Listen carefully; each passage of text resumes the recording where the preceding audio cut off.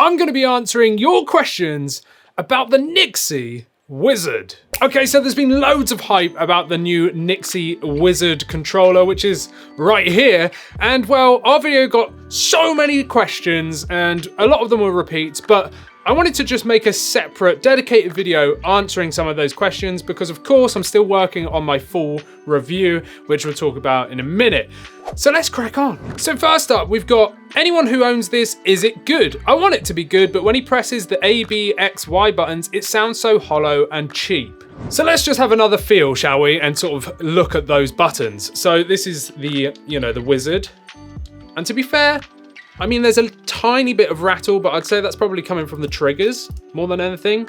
But they don't feel like horrible. I've definitely felt worse, and they're not like overly rattly or anything. They kind of sit nicely. There's, very, very minor pre and post travel there. I'd actually say they're pretty good. I think they're quite good, personally. Next up, a very similar question. How do the face buttons feel when compared to the original GameCube controller? Luckily, I've got both. So obviously we've got the Wizard just here and the GameCube controller just here. And I'd actually say that the buttons are a little bit more like rattly on this GameCube controller, but obviously this GameCube controller is very old, right? But I would say they're a bit more rattly. Like when you hear it, that's me just rubbing my fingers over the top. And let's try the Wizard.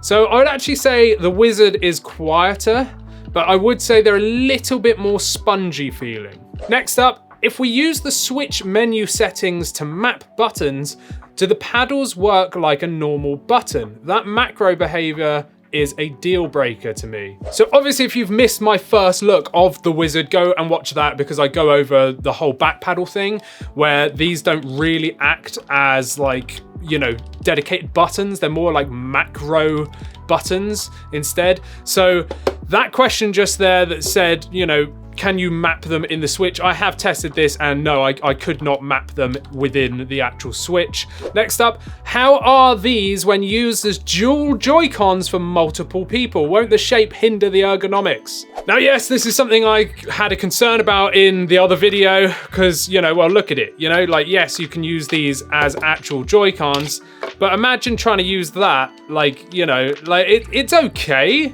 but it's not the most ergonomic controller, as a side thing, It's going to work, but, it's going to be a little bit cumbersome. And obviously the placement of the GameCube layout here might mess some people up as to what button they should be pressing. It's doable.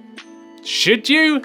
Probably not. So does the macro button work in the same way as the Hyperion Joy-Cons, just records inputs and doesn't act as an additional button? Yeah, I didn't realize I'd already answered that question in the one before, but yes, basically it's just a macro button, not an assignable button. So really quickly, what I mean by that is you can assign a button press to it, but instead of assigning just like A, and then, if you pressed and held that, or if you tapped it, it would act like A. No, it doesn't work like that. It just assigns however you've pressed that A. So whether you've pressed and held, that's all that will do is press and hold. Or, if you tap, well then all it will do is a tap. So that's a little bit of a downside. That was something I said I wasn't massively pleased with because I would rather it just act like a button.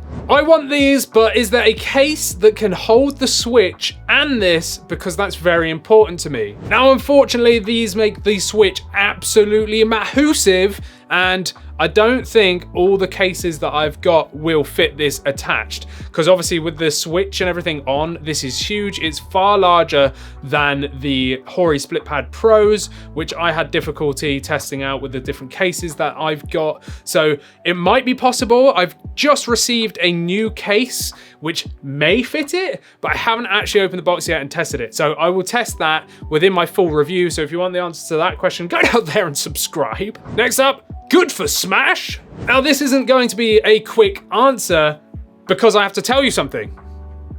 I'm not a Smash player, but don't worry. One of my very, very good friends is an excellent Smash player. He's like hardcore good, right? And I'm going to get him up here when the train strikes and everything else stop. And I'm going to get him to fully test this for me, and I'll film it and all that good stuff. And then we'll have a discussion about it, blah, blah, blah. And I want to give you the best representation, essentially. If I said about it, if I just bought Smash, because I don't even own it, and then played it, it's not really going to be a fair representation because I don't know what I'm doing. So I thought it'd be better for me to get someone else in that does know what they're doing, and then they can answer these questions for you. I imagine it's going to be excellent for Smash, but let's wait a little while until I can get my friend up to answer those questions for you. So again, go down there and subscribe if you want to see that. Aren't the official Joy-Cons the only Joy-Cons that drift? I've never really had it happen with anything but Joy-Cons. So if you know about the Wizard, you know it's got Hall effect joysticks, right? So that uses magnets instead of a physical contact like a potentiometer joystick module, right? So effectively, these can never drift. And what I said is that any controller with potentiometer sticks essentially can drift, because that is the truth. That can happen. However, like me, you know, some of you might notice that some of your really old controllers just never drifted, right? And well, that's true as well. You know, some old controllers just don't seem to drift, whereas some just do. And I think the problem with the Joy-Cons is that the fact that they're so small that, you know, I think it just degrades quicker. They're not like a full size module, right? And I think that it just wears out quicker because of that, and maybe construction problems, you know, it might be a bit of everything. Maybe they cheaped out and they're just cheaper sticks. Maybe it's just because everything's small scale, or maybe that the Joy-Cons have a bit of more of an opening to let dust and stuff come in. I don't know. But yes, Joy-Cons do seem to drift more regularly than any other sort of controller, but it is a problem that affects everything. PlayStation, Xbox, other Switch controllers, like any controller that doesn't have Hall effect can potentially drift. It doesn't mean it's going to, but it can. And these, of course, cannot, because they use magnets instead. Next up, this one's a bit of a long one. So 6.5 hour battery life versus the 20 hours of the life from the Joy-Cons. That's about a third of the time, which isn't great. I wonder if the battery is replaceable like the Joy-Cons, or if it's basically disposable. I'm pretty sure that I'd be able to get the back of these off and take a look, because, you know, the screws are there. So you'll definitely be able to take these apart. So I imagine you could potentially replace the batteries in anything, essentially, really.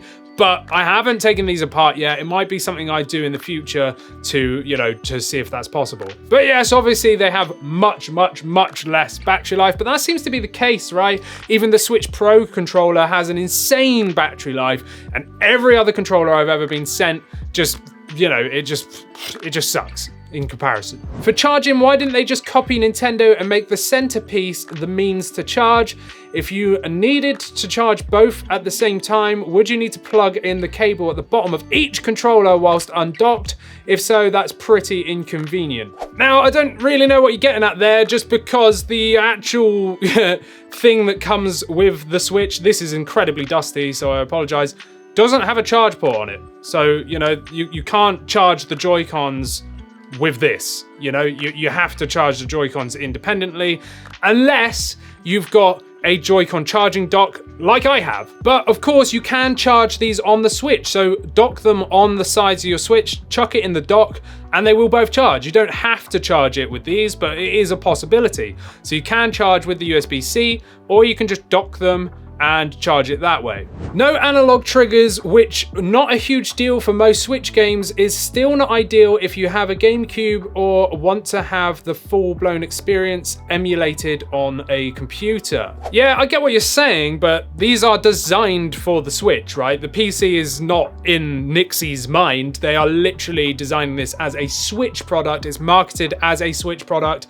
so they have omitted those analog triggers and instead, you know, used the clicky mechanical switches, which personally I'm fine with, because again, like you said, the Switch only really has, I think, 2 games on the entire library that support analog triggers, so it's kind of pointless putting them on. But yeah, I get what you mean. If you were buying this for the PC, then yeah, you probably want analog triggers, but that's not really who this is aimed at. This is the first time I've heard of NYXI. How reputable are they, really? If I were to buy them, do they have a better quality reputation than, say, the third-party knockoff brands that come and go on Amazon, usually are Chinese? Well, most of the time, all of the third-party manufacturers, even officially licensed ones, are Chinese, so that's just the way it goes. But I get what you're saying. There is a lot of cheap, sort of like knockoff reproductions, and whilst NYXI's controllers are, you know, made in China and stuff, and they often use similar sort of designs as other companies, I've personally not really had any issues with them. NYXI have been sort of growing over time, and I think they're becoming more prominent, and they're constantly up in the game. Every time I look at one of their controllers, they keep getting better, and I have to say this is the best made thing I've seen by them. I must say that. And the new Hyperion is very good as well, but the fact that they've actually gone out of their way not to use like cheap stuff, like Hall effect sensors and mechanical switches are a more expensive to manufacture upgrade, and they've definitely, you know, taken the time to do that with this. The whole thing feels much better quality than some of the other like knockoff brands, so I would rate NYXI up there with one of the better non-official Nintendo Switch, you know, controller companies. And lastly, everyone was going, they're out of stock, they're out of stock. Well, I believe they're up for pre-orders now. So instead of being in stock, you can just pre-order. So I guess they can get a gauge of how many people actually want them so that they can fulfill those orders. So make sure you go down there and use our 10% off discount code, which saves you 10%, obviously. Anyway, I hope you enjoyed this video. Make sure you go down there, like this video, and subscribe. And of course, if you haven't seen it, look at our first impressions of this controller where I go in depth about it, and check out the verses to the RetroFlag handheld controller, which is GameCube inspired, because I did a, you know, like a versus video just there. So check out those, go down there and subscribe, and I'll see you in the next one.